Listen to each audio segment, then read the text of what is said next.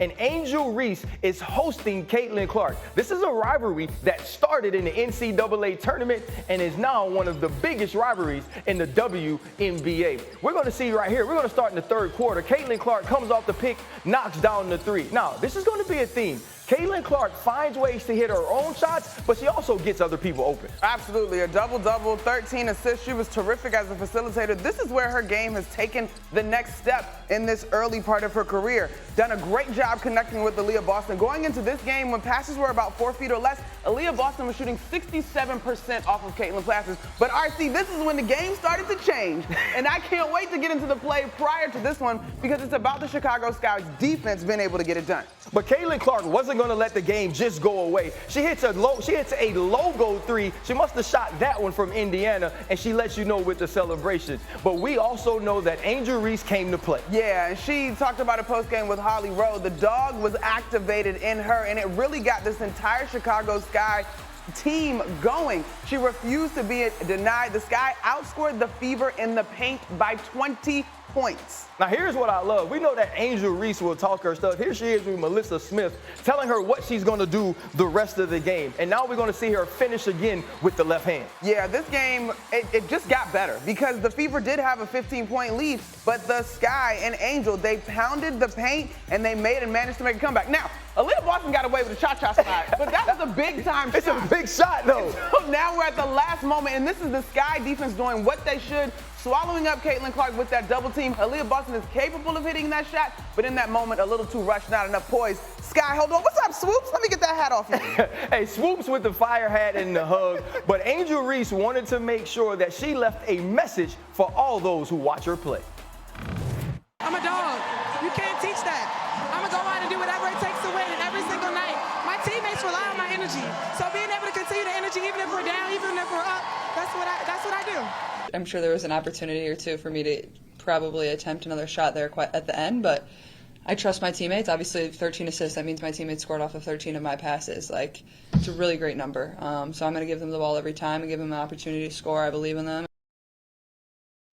All right, Monica, those are two different energies from those young stars of the NBA. But you were talking, I'm trying to be hype about the layup that Angel Reese makes, and you were talking about the play before. What were some of the things that you saw from the Chicago Sky that helped them win this game? So at halftime, the Fever had knocked down 6 threes. And literally, I'm sitting with Carolyn Peck and LaChina Robinson. We're wondering if you can go 2 for 3 because the Fever were hot from 3. But in the second half, you saw the Sky lock in on their defense. So the play prior to that layup, let's get into the tape because, Ryan, what you see is a young team that really is grasping what head coach Teresa Weatherspoon is giving them to do.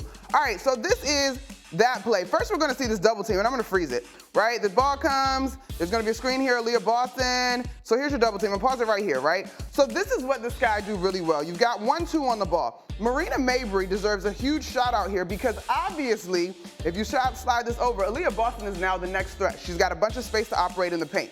However, what's going to happen is Mabry's going to touch up.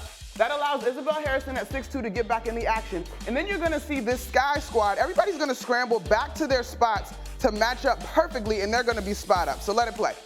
Here comes the double touch up. The pass, we'll pause it right there. Everybody is matched up to their man. There's a level of attentiveness and energy that starts, I shouldn't say starts, but is a big piece of Angel Reese back here communicating and talking to her teammates. Right. This ball's going to go to the corner, strong contest, and then you get a box out. Why there's only one Fever player in the paint, I'm not sure. And then this is the layup.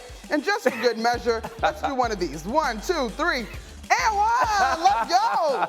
This was a huge play as this team was starting to close this gap. And then in this one here, again, more defense. First, I'm going to highlight Angel Reese so everybody knows what we're looking at. She starts on Melissa Smith here, right? She's going to end up guarding Aaliyah Boston in the paint, but just watch her effort as the centerpiece of this defense. Ball's going to swing. Here comes the switch. Aaliyah Boston's trying to get to the strong side. Caitlin obviously is going to look at her because that's the action, but watch this post up. Immediately, boom, Angel's like, not on my watch. And if by any chance there's a lob here, you've got the alertness of this young team on display. This is 6'7" Camila Cardoso that has the opportunity to come over and contest if necessary. Boom. So Aaliyah keeps working as she should. Angel also keeps working, staying on the top side of this. Again, matched up for the most part. This is a tough closeout for Cardoso, but you're not super worried about Smith as a three-point shooter. Right. But everybody gets back to their spots. Ball's gonna go to the corner. Smith attacks into the paint. A little bit of a interesting play by Carter, but ultimately, you got bodies in the paint for the Sky. This is an important stop as they're trying to close the gap. Angel Reese extended her WNBA rookie record with her 8th straight double-double. Yep. And I'm seeing a ton of effort from her game. So many people talked about whether or not her offensive game would translate to the WNBA. How have you seen her take that next step to where now she's scoring 15 points in the fourth quarter and having 25-16 days? So I think, honestly, RC, because I was one of those people that wondered about her size Okay. and how it would translate. The step for her has been able to maintain her high energy level, but at this level, right? She's quick off the ground. She knows when she misses a shot, she's back to her own rebound. She's in there mixing up with bigs. I think an underrated part of her game is her ability to move without the basketball and her switchability so far on defense. So she says it all the time. I knew that defense and effort would translate, and that's exactly what she has hung her hat on. And so she's willing to make gritty plays. She's not afraid of contact, and she's been absolutely relentless on the glass, and you got to give her a ton of credit for doing that. Yeah, I think that's the one thing Asia Wilson even said before Angel Reese was in the WNBA. She felt like her rebounding could translate. Yeah. If you can get some of those putbacks, run the floor as she has, that effort helps her as well. Start with the Liberty. Let's do this. All right, the New York Liberty, attention folks, are sitting at number 1 in the standings. They will play for the Commissioner's Cup on Tuesday night versus the Minnesota Lynx. Look, Jonquel Jones, Brianna Stewart, and Sabrina Ionescu are all playing fantastic. Right now, Benaj Delaney is out with a knee injury. She will get healthy. That's a defensive stopper. The way that this ball is moving for this team, they are absolutely on a revenge tour. They understood that they needed more time to play together to develop the necessary chemistry from last year's runner-up finish. I think they're on a revenge tour.